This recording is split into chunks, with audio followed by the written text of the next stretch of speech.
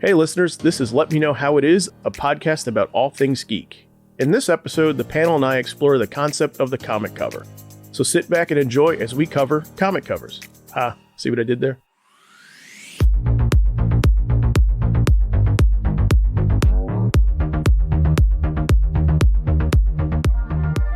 Okay, so I have almost all of the episodes planned out for the DuckTales Justice League thing. Oh, well, that gives me something to do. So we gotta, Vegas. So let me know when you have yours ready. We're doing 5? We'll do it. Yeah, we'll do 5.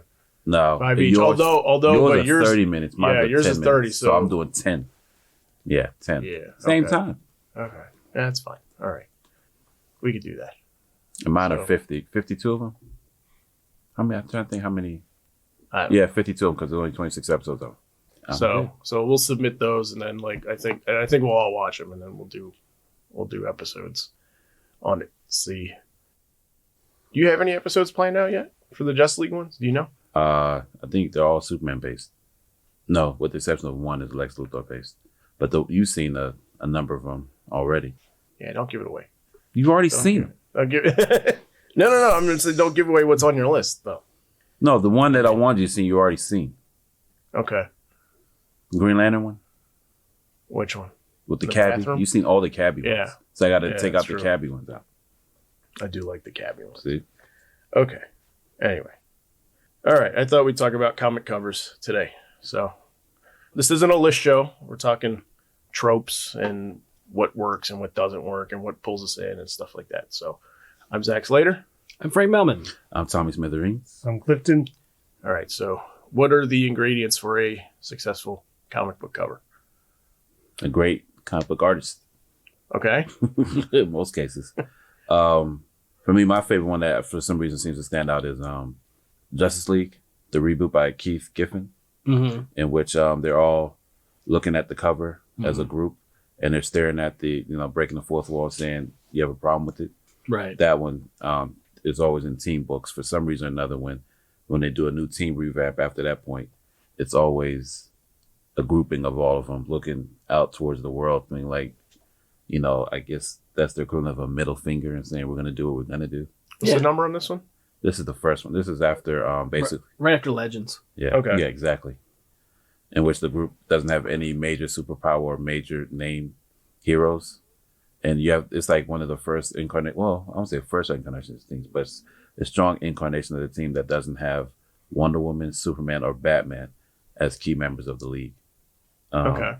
It's one where Booster and I'm familiar with the run. I can't picture the cover itself. It's got Guy Gardner as the one saying we're going to make something of it. Yeah. Okay. But it's Guy and Dr. Fate, Captain Marvel. Dr. Light. The Martian Manhunter. Yeah. Yeah, it's a good cover. I mean, it's one that's been done. People definitely several times. Yeah, since then, absolutely. You see that one quite often. Okay. I think they did it several times because Yeah. it's They also did. a Justice League International cover. Right. Yeah. Absolutely. Okay. When the team got bigger, they expanded upon that same cover. But right after Legends, it's like not like a soapbox, but almost like a DC insert page where they talk about it. Might be in the letters page of old Justice Leagues, those Giffen DeMatteis ones. Okay. Where they talk about the fact that they would go by Andrew Helfer wanted them to do Justice League, and they're like, okay, and we want these characters. And he's like, great. How about you use this character instead? Yeah. Okay. Yeah. So they weren't able to use like most of the characters. Yeah. Like they were like, can we have Batman at least? Can we do? sometimes. Yeah. He can show up sometimes. He Right. can be a regular member. He'll rotate in and out. But Yeah. it was like that's like we have Mr. Miracle on the team. Yeah. Okay. It was a McGuire cover. Yeah. That's the one. Okay. Yes, Kevin McGuire. Yeah. That's a So good same artist on cover who was on interior one. Yeah. Yes. also. So Well, I mean that doesn't. okay. I mean, That happens nowadays, though. no, it doesn't have. No, to that's be what that. I mean. I mean, so for me, I think, I think you're 100% right. Awesome comic cover or a comic artist that's doing the cover. But for me, one of the pet peeves that I have is when when I'm hooked into a cover that it's not a book I'm currently reading and it's an artist that I'm not completely familiar with just yet, but something about the cover gets me. And then I thumb through it and I find that the interior is not the same person. As the artist, Yeah. Sometimes it happens. I mean, it's one of those things where you can have, for example, someone like was it Dave Johnson who did the covers for 100 Bullets? And they're gorgeous covers, right? But the interior is Eduardo Risso. So it's not like you're not like you're being sold a bill of goods like, oh, this cover's amazing and the artwork on the side is garbage. You know, Right. you had, Yeah. Right. you know, in that situation, you had these really kind of iconic, really cool covers for 100 Bullets. And then the inside, Rizzo was doing just as great work, if not better, because it was an actual, you know, story being told. Right. But I prefer that one because at least it was consistent. Sure. It wasn't like the best artist of the week thing, or in some cases, like nowadays, I feel like they grab as many great artists they can just to do a page to sell a book. Mhm. But with 100 Bullets, I love that because it was a consistent artist that did the cover based upon the storyline or whatever. But he made it almost like art museum type covering. Mhm. You know, that appealed to me. A great, And like the Punisher stuff, like Yes. when Ennis jumped on, the guy that did like the photorealistic like Punisher. Tim cover. Bradstreet? Yeah, Yeah. yeah, him. But there's like almost like a subdivision, I think, of like covers with a different artist that's not on interior, though. I can look at it and I can know just looking at the cover that the interior's not that. You know what I mean? Right. Go ahead. For example, I know like with the current Immortal Hulk, Right. like Alex Ross is doing all those covers. Yeah. Obviously, you're not going to Exactly. get Alex Ross doing Immortal Hulk interiors Yeah. yeah. month to month. You may get a story at some point in an annual or in like a king size special, or it's like, you know, or even like in a when they catch up with the numbering and say it gets to Hulk gets to like 750 or whatever. Right. Then you would have a couple pages by Alex Ross, but generally you're not going to have that cover Yeah. artist particularly. Adam Hughes is another Yeah. one. And it's Adam Hughes and James Jean, when James Jean was doing covers for Marvel. Oh, yeah. And James Jeans was doing those Green Arrow covers. Right. Yeah. You knew Yeah. full well. Yeah. I It was mean, very graphic design. It Right. wasn't going to be the book. Sienkiewicz They is look another great. one and everything. But but even if you didn't know those guys' names, I think just looking at the cover, you would just, I think common sense sure. would just dictate like, it's probably not the interior. But there's there are some good like cover artists out there Hmm. that conceivably that could be the interior artist. Like this is before I knew who like Marcos Martin was. Oh, Marcus. You know what I mean? Who's fantastic So and good. everything. And now like I know better, but I remember at the time he was still doing some Daredevil covers when he jumped off of interiors. And it Mhm. seemed to me like he could still be on interiors conceivably. Sure. I thought, and I wasn't reading it like ongoing, but I would pull up the cover all the time and I'm like, oh man, like it's not him. And he Yeah. still does sometimes. Yeah. So he did Batgirl Year One. Yeah. Okay. Yeah. Was Yeah. one of his early ones. Yeah, He did the Oath, the Doctor Strange, the Okay. Oath is him. Okay. one of his most recent things, or more recent things, was The Private Eye with Brian K. Vaughan, I the remember that online one. comic, Yeah, I like that one. which he did all interior, well, quote unquote interiors because it was an online comic, but he did all the Mhm. art for. Well, a lot of what they're doing now. I mean, it makes me long for the days in the '90s in which the cover artist was also the interior artist. Mhm. Like you can look back to Jim Lee. Hell, Jim Lee does that now as far as doing cover art for various books. But I remember, the gatefold cover for the X-Men. Mhm. He would, he would, whatever he drew on the cover is what he presented inside as well. But to me, I did not miss gatefold covers Sure. at all. What about holograms? Yeah. Yeah. Well, I mean, that's something you find now. Like you'll have, say, you have a dedicated cover artist. Like I'll take the example of Immortal Hulk, where you have Alex Ross Mhm. every month. Like I see all the time. I see online, or I see on Alex Ross's Facebook page. I'll see this is the cover for Immortal Hulk, whatever issues that they're up to. They generally it's one of the things where, especially now, since there seems to be, we've come back full circle to the idea of variant covers, and I don't mean like lenticular, hologram, all that stuff. I mean, you'll have a number one, or you'll have, every issue there's a variant of some sort because variants sell. So you'll have that, like you said, like Jim Lee. Like I remember when they did, not the current incarnation of Legion, but the one before it, there was like, I know Jim Lee did some of those variants, and those variants go for a lot because Jim Lee did it. Jim Lee did them, but they're not the regular cover. No. Right. And I think it's one of those instances where you have, if you don't get a high profile, high name, like you said, like a Tim Bradstreet or a Sienkiewicz or Adam Hughes, selling your book with a cover, you're going to have that instance of a variant probably that's going to have them do, same sort of thing, but it'll be able to charge more because it's say the ratio is 1 to 100 or 1 to 200 ordered. Right. Or variant covers, do they get like marked up at conventions and everything? I mean, is there a higher demand for them Depending. after the fact? Depending. Because I don't. Release and artists. It's not something I'm like I don't have that gene to be excited about Right. variant Well, covers really ever. I mean, it's one of those things where it could be if it's a variant cover, like we're talking, like I said, that's 1 to like say for 1 to 500. I know when Dan Slott's Fantastic Four came out, there were people that were excited about the fact they were doing a George Perez cover, Mhm. because George Perez did the Fantastic Four back in the 80s, right around the time he was doing Avengers, and people were excited, but the ratio was going to be something like 500 to 1. So if Right. you ordered 500 copies of Dan Slott's Fantastic Four #1, you would get Okay. that. So therefore, it's worth more because you can only get that one if you only order 500 copies for a comic I shop. see. So yeah, they get marked up at conventions. Sometimes more than less, or sometimes you can find them for cheap online. But yeah, it varies. But I have a segue question. What do you guys think of the variant covers that have nothing to do with the interior design? Like, for example, when Marvel did that whole hip hop covers, in which every cover was a recreation of a famous hip hop album, and it just randomly appeared. Well, it didn't randomly appear. Depending on who the book was, it would be a variant of the main character with the album cover. Right. I mean, is that something that you like? Because they even took that and put it into a trade or the collection of it, 2 volumes. Right. I like it, but at the same token, I didn't think it needed to be that. It could have been just an art book, in my opinion. I mean, it's one of the things, if you want to chase that down, I don't have the time to chase down every single hip hop cover for the line. I would much rather have, like you said, I have in my stuff, I know full well I've got books that are just covers of comics I like, or artists who happen to have a run of covers. Just seeing the ones I've seen for the hip hop albums, I would much rather have in the book and be able to look at them all at once as opposed to I agree. Yeah. trying to chase it all down. Yeah, I don't know why they don't do those. That's a good point. Yeah. Well, to me, it'd be even nicer. I mean, I like those creations. Well, I get why specific covers are valuable due to the artist that creates it, but I would love them to do a collection of those of a particular artist, like what DC did it with Darwin Cook. Yeah, like that's the same. 4 years ago or so. Mm-hmm. Yeah. And on those, they had Darwin Cook do art for every book. Not every book, but a lot of the books in their whole line. And on those, like, I love Darwin Cook, but still I would only, like, if I was getting the book, I would get the issue with the Darwin Cook cover, but I wasn't going out of my way to get the other covers just because he did them. Right. I would admire them, like, wherever I saw them. But, Right. Yeah.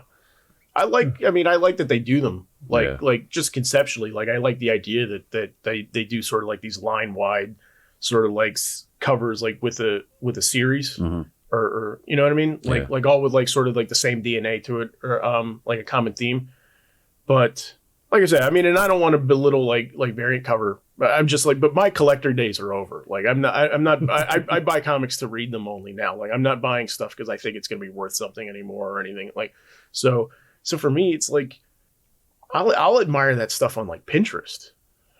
You know what I mean? Online. Like I don't need the physical copy in my hand, but I like that they do it. I mean, in our some case, like where it happens to be a book that I am picking up on at the time. Like, I remember going back and forth with when Tom King was doing Batman in his first Suicide Squad arc. He had the actual cover artist, and then there was like a variant by like Tim Sale. And it was the first time in the store I remember having both in my hand. Like, which one do I get? Mm-hmm. Like, you know what I mean? Like normally it's kind of an easy choice for me, but that was a tough one, and we'll put some of these up on our webpage so you listeners can see what we're talking about.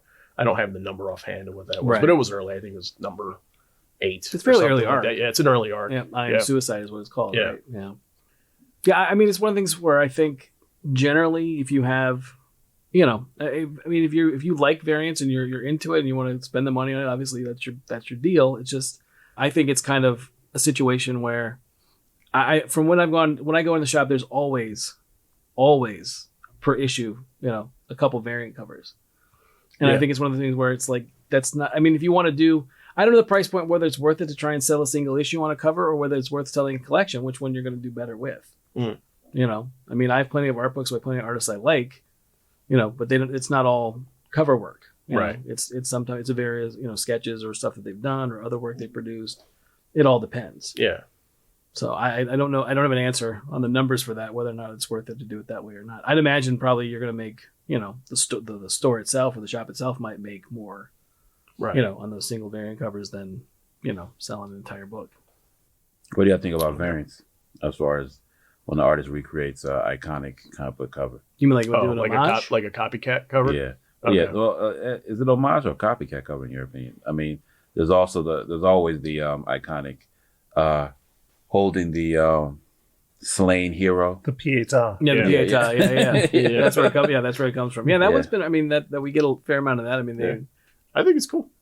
Usually, it's someone will say when they're doing one of those type of homage covers or whatever, they're going to say after or something to let you know that it wasn't their idea, it wasn't their layout. Yeah. But the Pietà one is like there's been so many, especially after Crisis, the first one. Exactly. Especially with Was that the first one, or was Death of Captain Marvel the first one? I want to say Death of Captain Marvel. No, there's a Batman and Robin cover from Detective, I want to say, that's back in the like late 50s, where it's kind of like, I think it's the issue might be Robin Dies at Dawn is what it's called, is the idea, like it's, Batman's, sob, choke, tears, holding Robin, and they're walking out an alien world, because it might be the 50s, so it's not going to be the 60s, it's going to be the 50s. So basically, the Crisis one is basically the most remembered one. I would say probably, if I would say, I mean, the Death of Captain Marvel one, depending on who you talk to, but I would say more than I've seen the Crisis one with the two main characters in the front and then all the characters behind them has been done like countless times since Crisis. I can't even tell you how many times. Okay. I've seen that. I've seen X-Men #1 copycatted many times. Which one? The Jim Lee or no. Oh, the original The Kirby giant one. size. The The original Kirby one. I've okay. seen that like copycatted many times, just among X-Men miniseries and stuff like that. Really? Well, I've never seen Yeah. that. I've seen the Okay. Giant Size X-Men one Yeah, too. where they bust Yeah. out of the page. Yeah, where it's all new, different, That and one then too. yeah, it's definitely seen those.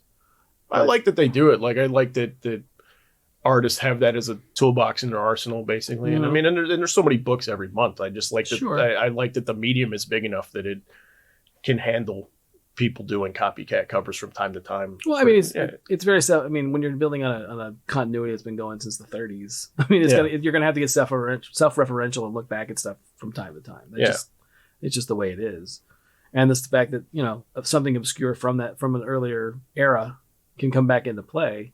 Right. The idea that you wouldn't like to either pay tribute or homage or rip it off is something that is something that or just have a callback to like, what, remember this time, wasn't this a cool story? You like the story, you're probably like this story. Yeah. Buy this book, that kind of a thing. When thinking about this topic, I had a thought, and I wanted to save it till we were here. How badly do you think letterers and guys that wrote cover copy get screwed nowadays because we don't have a lot of words on a cover anymore? Yeah, I mean, I was thinking about that too. That the first of all, like the word balloon thing that was so commonplace in the Silver Age and even later, it's all but died completely. Like, I mean, there is maybe one comic a month on the rack that plays that does that, and I think that's being generous. Sure. I mean, And it's usually doing it for a comedic angle. Yeah. Right. At this Yeah. point. Right. yeah, it is a.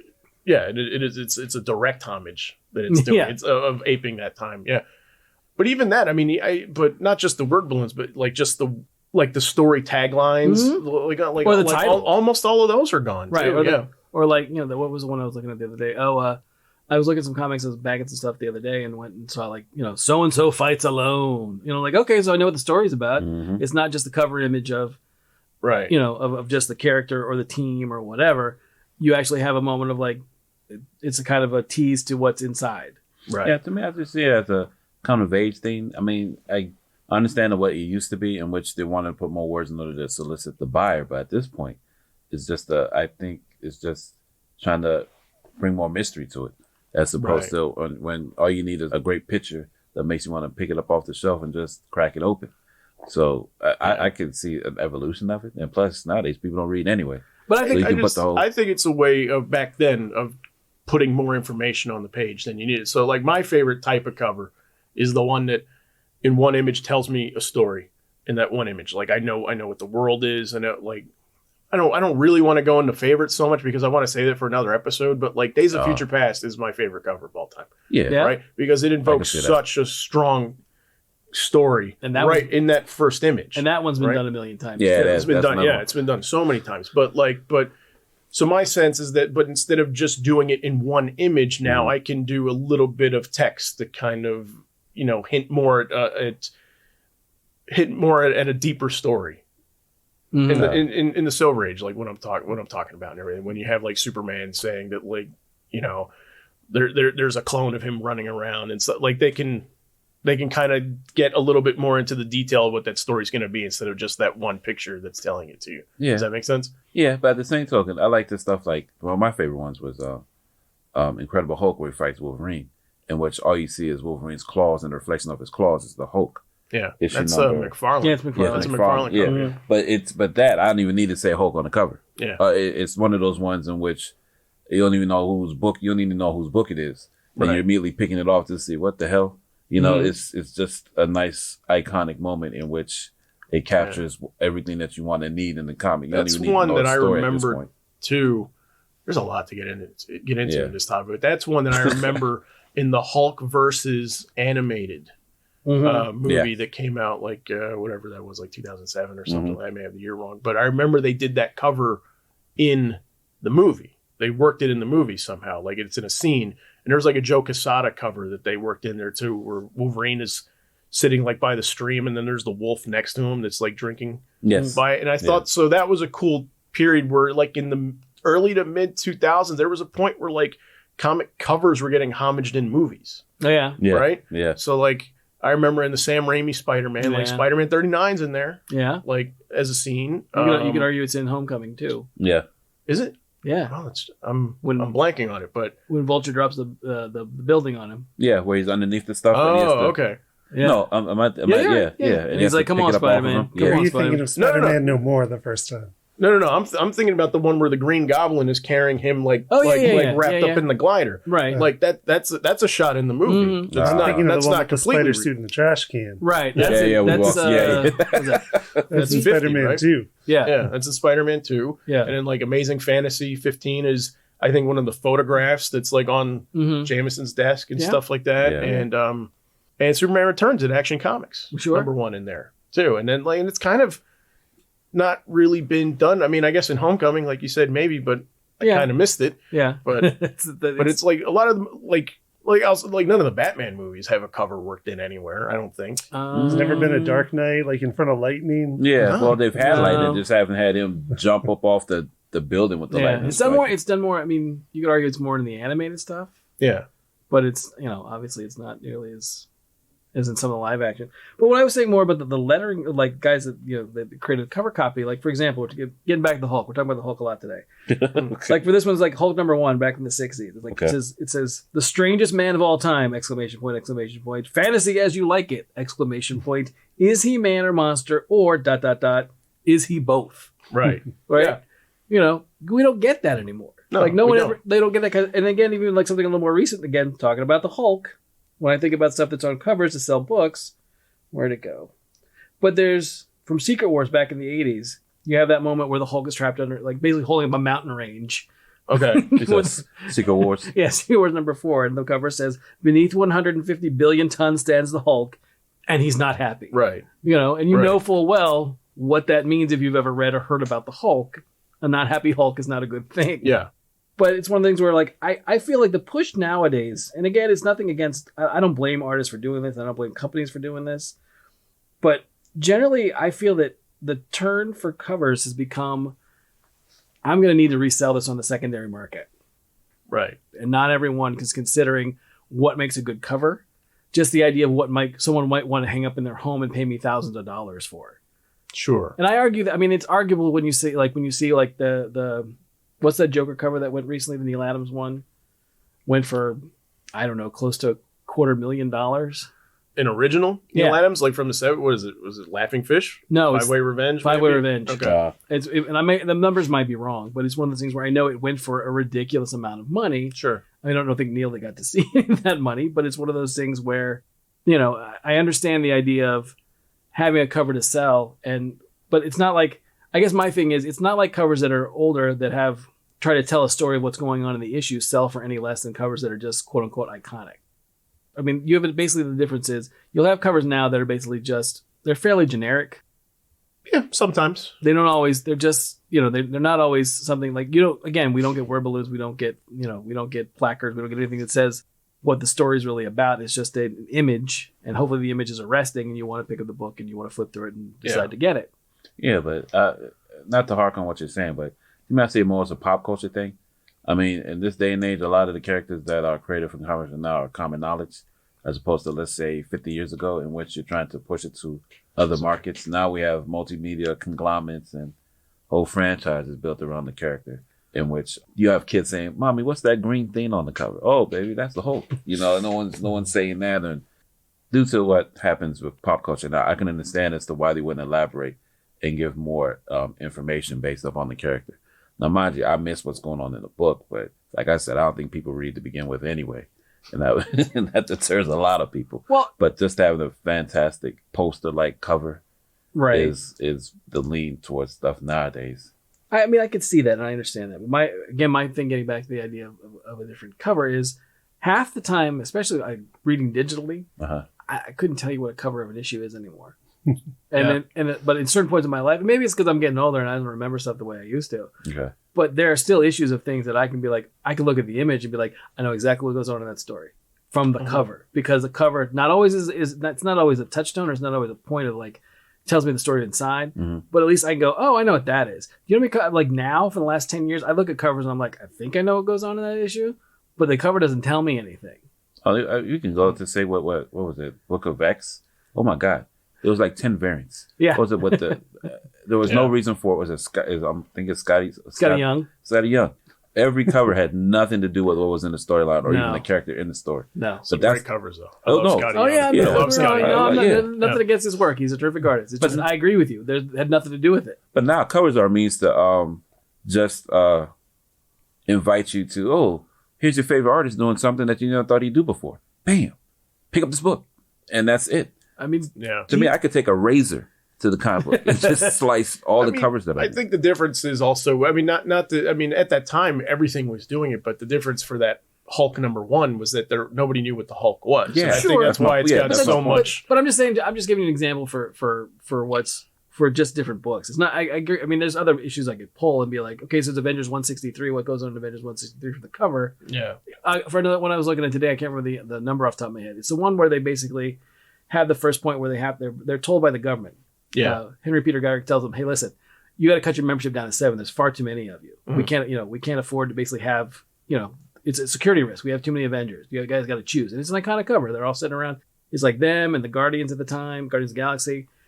And Garrick tells them, and in that issue, I know for a fact that's the issue where, they pare it down to like Beast, Cap, Iron Man, Thor, Scarlet Witch, Right. and Hawkeye. I think he's going to last spot, and they give it to Falcon, and he gets pissed off. Right. Okay. It's one of those things where it's just one of the things where I think that now more than ever, it's different. It's not driven by. I don't think the covers always serve story. I think it serves artists, which isn't necessarily a bad thing because I understand your window of making your money or making your bank, your fortune is dwindling the older you get because your art's going to change. You're not going to be able to produce as much, whatever. Right. It's a way different industry than it was when in the 80s or whatever. Yeah. But I do think a lot of times that covers, unless the cover artist has any idea what's going on in the story or is tied into it, doesn't really produce work that does anything other than say, this is that character. Right. I'd agree with that, I think. But I think what's cool though now is that there's not really like only one aesthetic that everything has to Adhere to. I think in this new climate you do get stuff like the Joker cover that's made up of like the bats like flying, which I mean it's nothing to do with the story's about, but it's a striking cover that is certainly memorable. Sure, but I think. like Tommy was saying, for example, we like with the Scotty Young stuff. Another thing that Marvel and DC does, I don't think DC does it as much as Marvel does, but Marvel will say, okay, this month is Mary Jane month. So every cover of every book, whether they have anything to do with Mary Jane or not, is going to have Mary Jane on the cover with, with Daredevil. Sure. Right? I'm like, sure. It's not really something that fits. It's just sort of like, hey, if you like Mary Jane, there's suddenly 40 covers to choose from with her. Yeah. Or Gwenpool, or whatever character they've chose for that month. Yeah, I mean, Well, DC does it too. No, they did it with Looney Tunes. Sure. yeah, that's But true, there also is, when they celebrate an anniversary, they'll just have a Fantastic Four cover that happens to be an issue of Spider-Man. Yeah, no, you're right. I don't mind that from time to time, though. I think when it gets to be every month, I think it's a bit asking a bit too much of the consumer, so much. But I think that those things are fun, and I think that they do kind of. Yeah, I mean, you never know when one of those images is going to become. I don't want to say iconic, but it's going to become like lasting. I don't know what it was like reading comics back in the Silver Age because I'm not of that age. Right. But my sense is that like I feel that the market, we have you for a couple of issues today. Sure. You're going to buy Hulk. You're going to buy Captain America. We have you for a story. I think that's going to go over 4 or 5 issues. I think back then, I mean, you had you for an issue, maybe.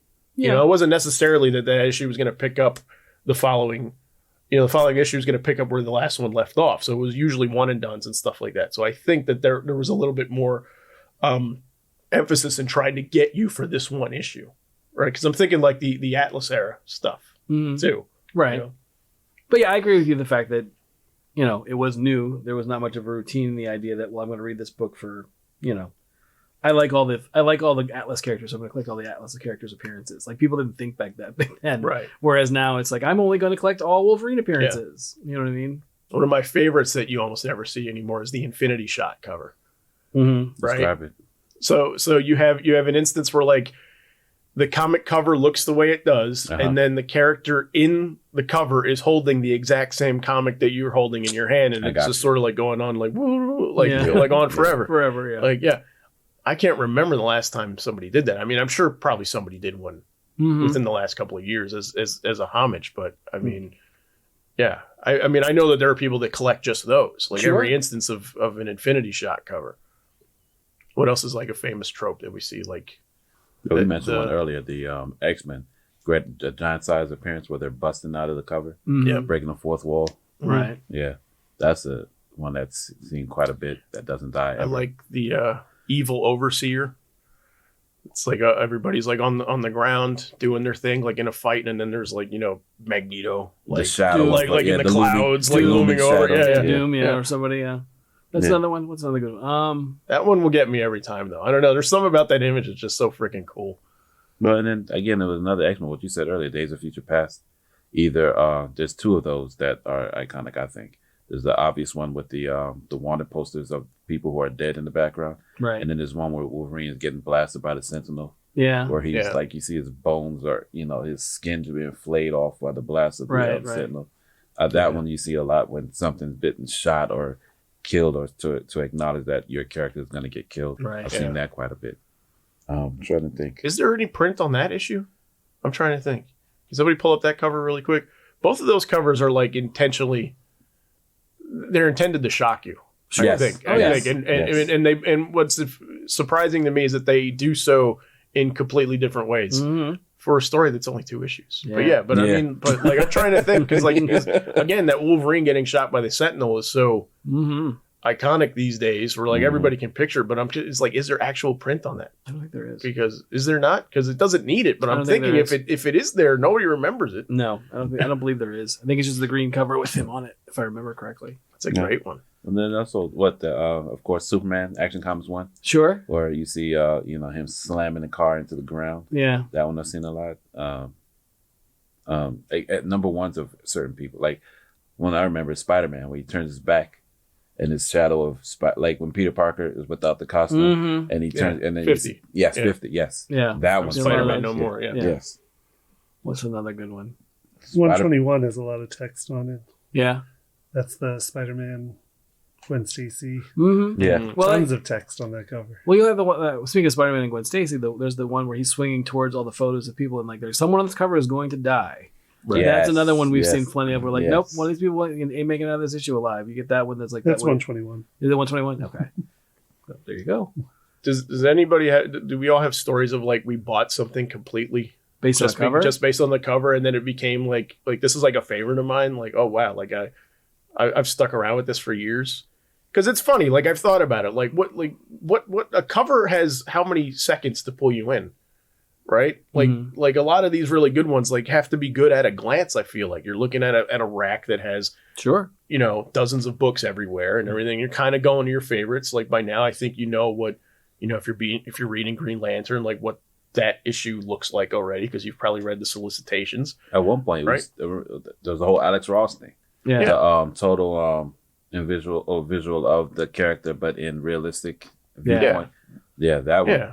So, but what I'm saying is like, so you're just kind of like glancing the shelf, and then there's one that's sort of like that image for whatever reason, like it's pulled me in.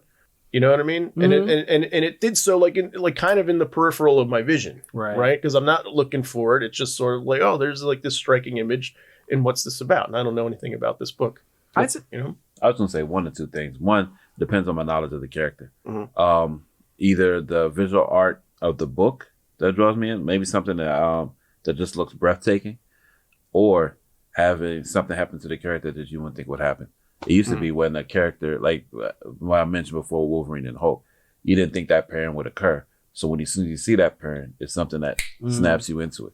Right. That's something I used to always look for when I saw a cover. It would just be jarring to see certain characters together in such a way that you didn't imagine possible. That's why I like that one run by Acts of Vengeance when they mix them up a bit. Right. But that's something that I look for. Right. And that stood out to me is, the characterizations of people that you didn't think would be paired together in such a way. Well, it's kind of funny. It's interesting that you mentioned Acts of Vengeance because when I think like that one, that one's got the cover where you can see all you see is like the villains in a half circle. You don't see their faces. It's almost shot from like almost their like down, like their like leg down, and all you can see is like you start to be like, oh, I know that's Red Skull, that's Kingpin, that's the Wizard, blah blah blah. But in the middle of it, I think it's Byrne that does the cover. Mm-hmm.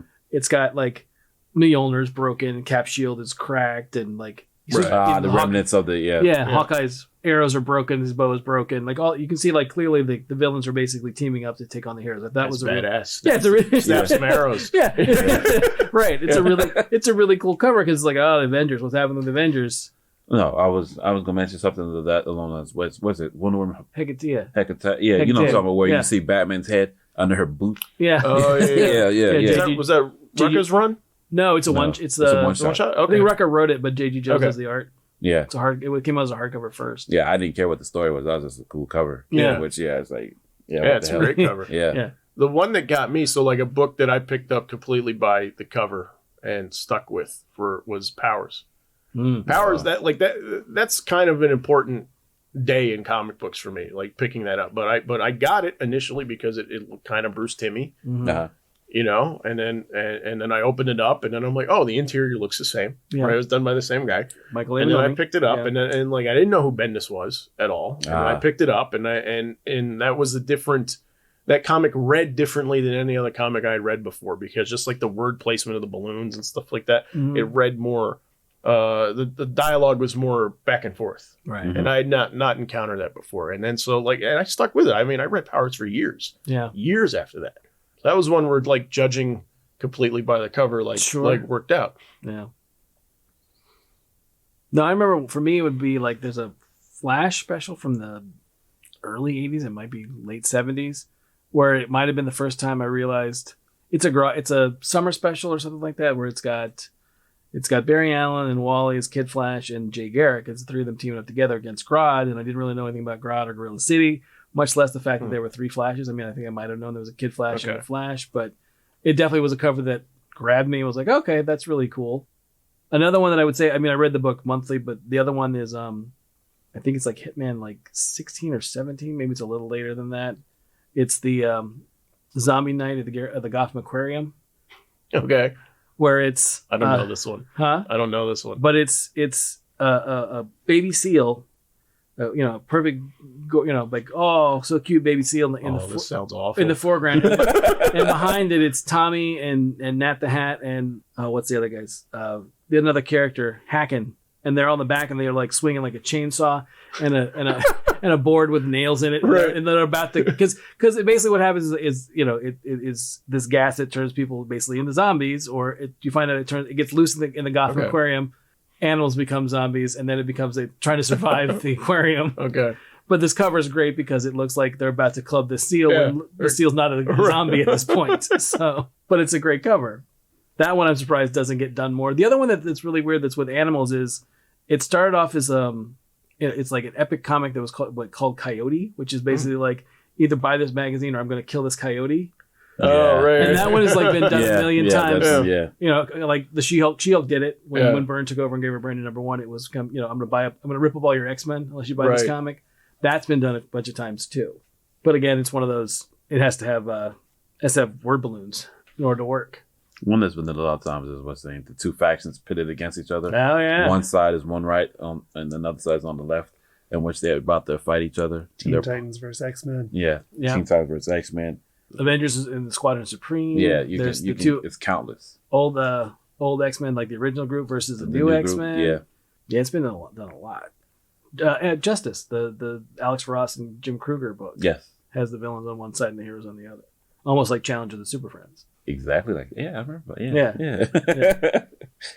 I was trying to look up one, but I'm remembering the cover differently. I'm actually remembering the first page of this comic that's more striking than the cover. But it's the Grant Morrison Multiversity, like the haunted comic book issue.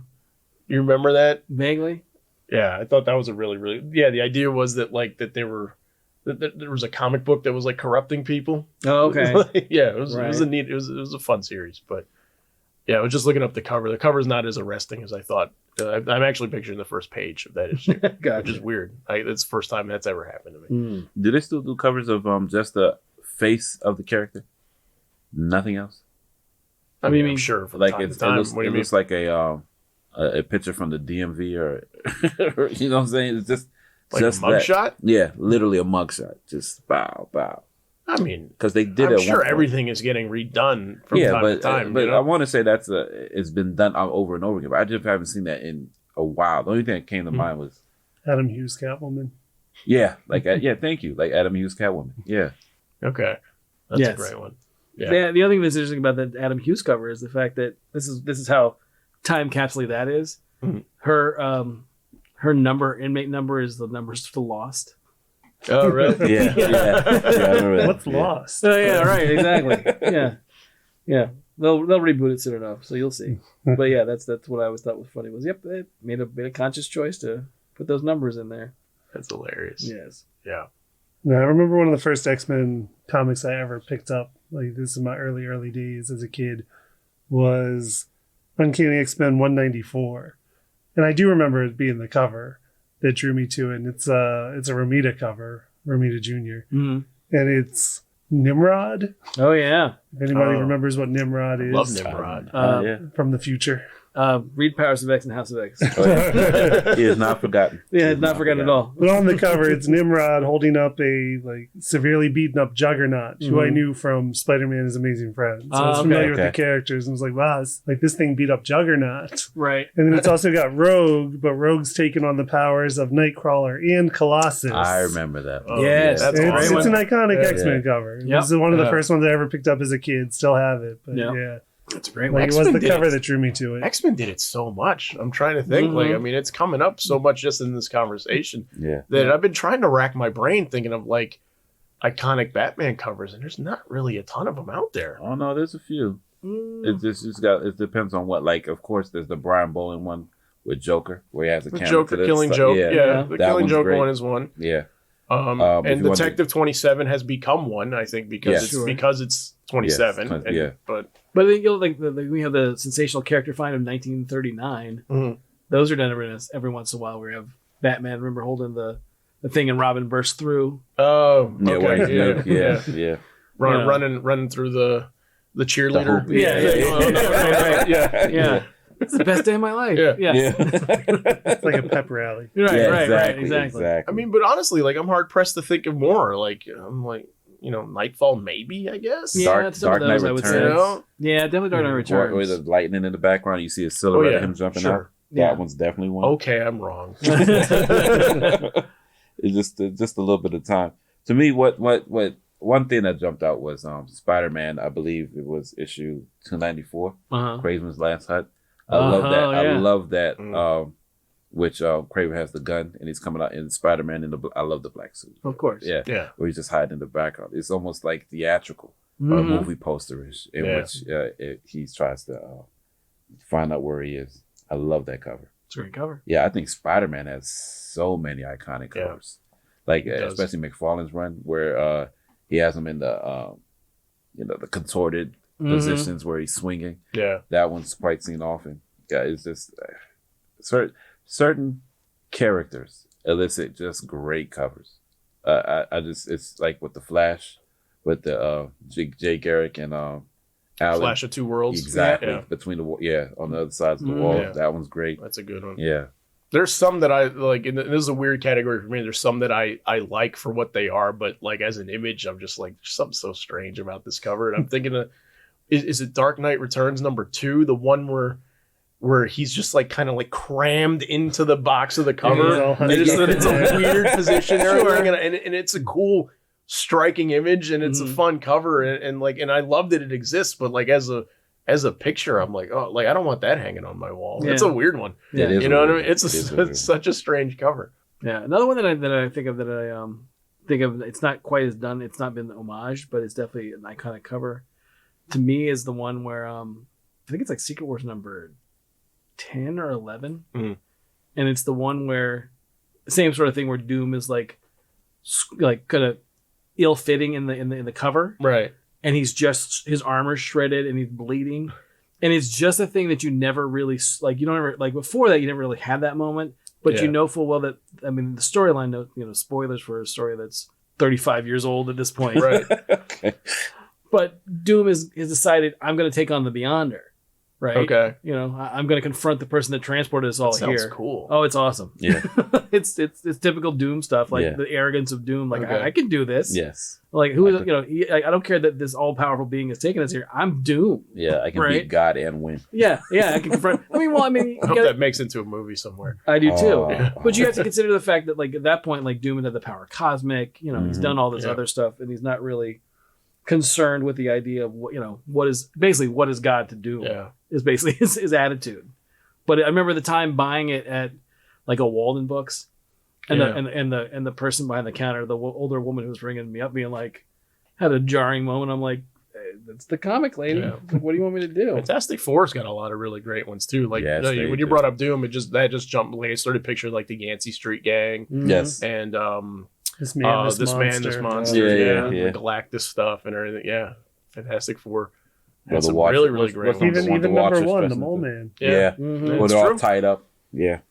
Yeah, that's an awesome cover. You got to send Clifton all these Yep. so that Which we one is put that? those Secret up. Wars. Yeah. Where See he's where's bleeding. number 10. Yeah. Yes. Oh, that sounds great. Yeah. Again, the word box says it all. Against the Beyonder to the death. So, Clifton, you have any more? No, I do have something interesting I came across. It was from Kurt Busiek, I Mhm. think last week posted it. And it was just some covers that I didn't know existed. And it kind of goes into the category of like a disconnect between the covers and the interiors. But it's actually from Superman, The Secret Years, Mm-hmm. numbers 1 through 4, 1985, which written by Bob Rozakis and then art by Kurt Swan, ink by Kurt Schaffenberg, and covers By Frank by Miller. Frank Miller. Yeah. Oh wow. Yeah. So Frank Miller doing 4 Superman covers Yep. that are, they're intriguing covers. Yeah. Number 3, especially, it's like Superman trying to stop a train before it hits a little girl on the Okay. tracks. And it's just a dynamic, like Frank Miller cover. Mhm. But then your interior art was Kurt Swan. Right. Oh yeah. And like very like classic-y Silver Age Superman Yeah. stories Very and much not so. Frank Mhm. Miller Superman Right, stories sure. at all. But it's an interesting. I didn't know they existed until last week when he posted them. It's funny that you mentioned that because when Darwin did all those covers, there's one of those that he did that's pretty much the same thing as that Frank Miller cover, where he's saving a kid. And I remember the time people were like, why didn't you just move the kid?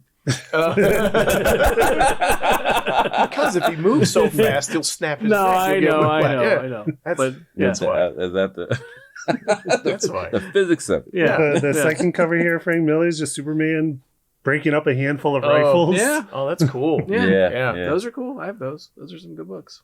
If you like Kurt Swan and Bob Rozakis, as you should. Yeah. If you do. Yes. So Just my the covers favorites don't look like the inside. Not Some at of all. my favorites from the last couple of years, actually, just thinking about it, was when Boom did the second Power Rangers Mhm. title, which was I think Go-Go Power Rangers. They did these might have been variant covers. I don't think they were the actual covers of the book, but they did. Each month was a shot from like the inside of one of the Power Rangers locker, like they were opening the locker in there, Okay. and it was just neat to see how they encapsulated the characters perfect just by all the junk that's in the locker. Oh, that's So it was cool. like the textbooks that they had and what was like hanging, like the pictures they had up and everything. I thought it was such a great, like, here's a character in just one image, Right. really quick. Yeah, I love that series. I That thought sounds that was cool. really cool.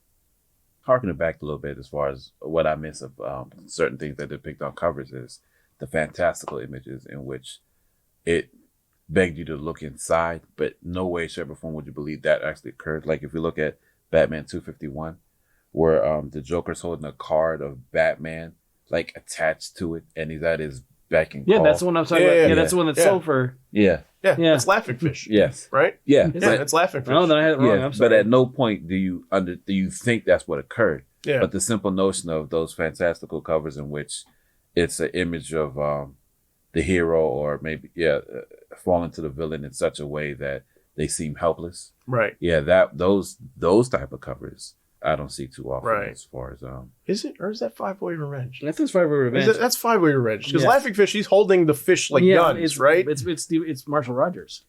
That's right. It is Marshall Rogers. Oh man, my Batman credit's shot right It's all right. It's all right. Yeah, but as far as Batman covers go, Yeah. Oh my gosh, there's so many. Yeah, it's Five-Way Revenge. Yeah. Okay. Yeah. It's a good one. Yeah, Yeah. It's a great one. yeah. Oh, there's some good ones out Yep, there. and I was right. So it could they were saying it could sell for up to $250,000. Really, that's the one that you're speaking about. Yeah, that's the one. Jesus. Yeah, ironically, I mean, that's the yeah. one we're talking about. The Yeah. thing is today though, I do think that like some of the covers are so like nice and the artists that are doing them are so good that it's almost a luxury of riches where like Frank, like you said, like you're reading digitally and almost you're not like really paying attention. I find that to be the case for me too. Like, and I'm not really even reading digitally. I'm reading a lot of trades, but like you almost don't pay attention to the cover so much if it's a book that you're already there for, right? If something else is pulling you in.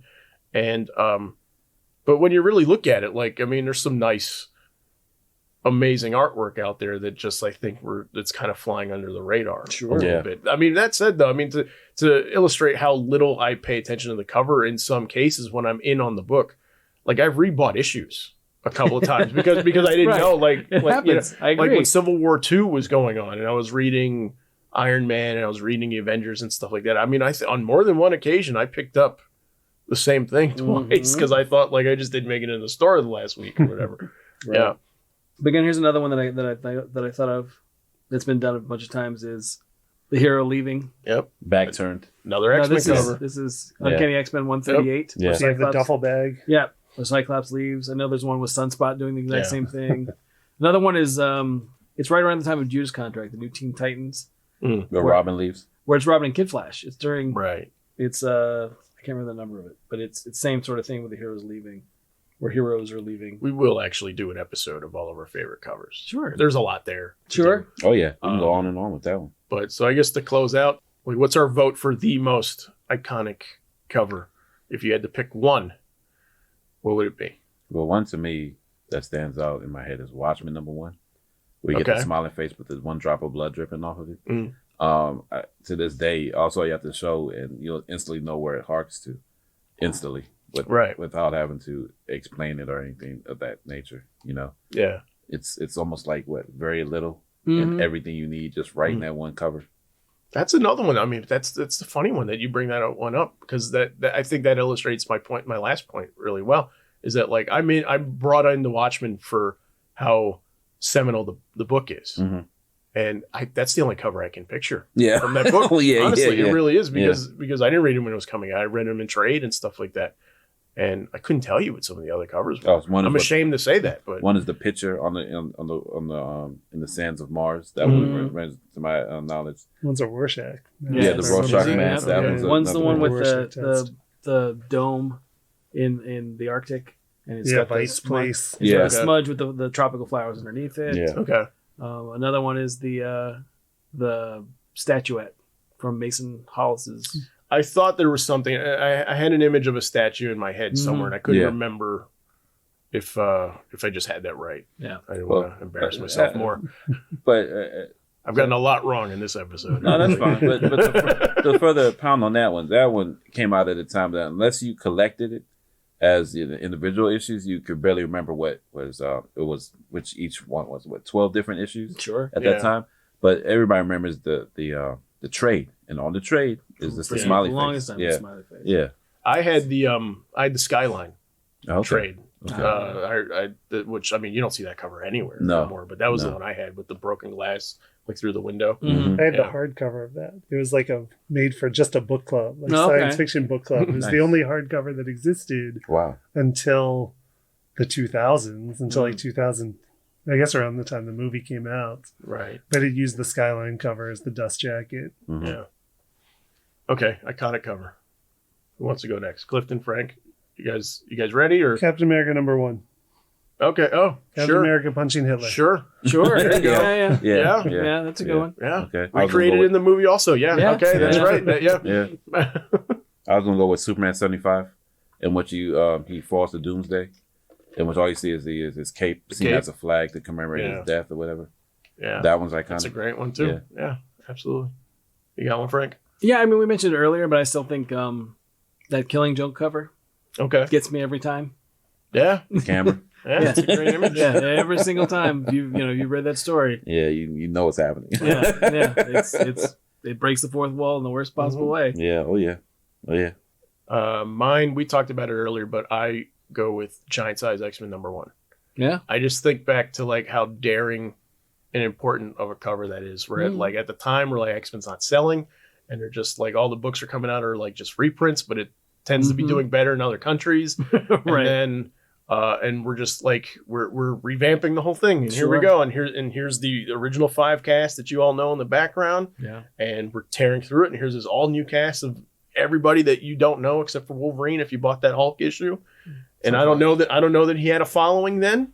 probably not. You know, I don't know. I just like, yeah, I think it's just such a ballsy cover, and I think and just such an awesome statement of like, here it is, here's what it is going forward now. Yeah, I think it's a really cool one. All right, so that covers everybody. That covers covers. There we go. Thank you. Thanks for listening.